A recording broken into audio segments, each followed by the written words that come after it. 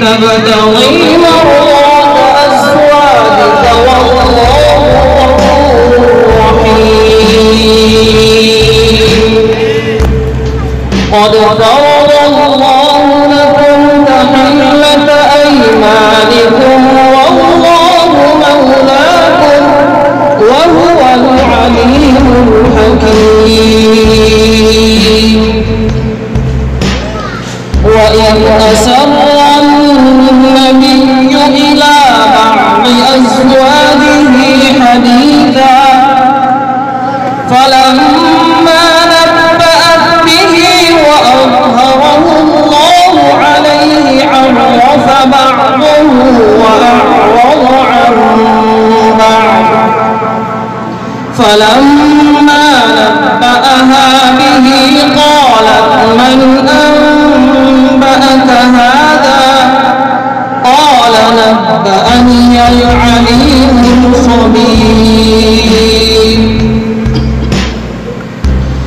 إن تتوبا إلى الله فقد صغت قلوبكما وإن تظاهرا عليه فإن الله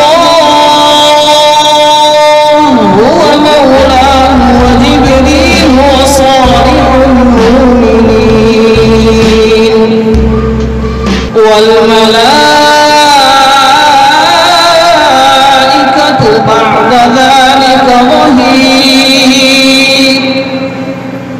عسى ربه إن طلقكن أن يبدله أزواجا خيرا منكن مسلمات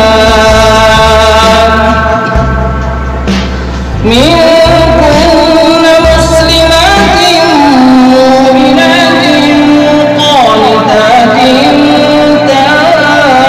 تائبات عابدات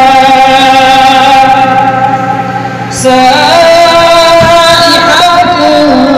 طيبات وأبكارا. يا أيها الذين آمنوا قوا أنفسكم وأهليكم نارا وقودها الناس والحجارة عليها ملائكة غلاظ شداد لا يعصون الله ما أمرهم ويفعلون ما يؤمرون. يا أيها الذين كفروا لا تعتذروا اليوم إنما تجزون ما كنتم تعملون. صدق الله.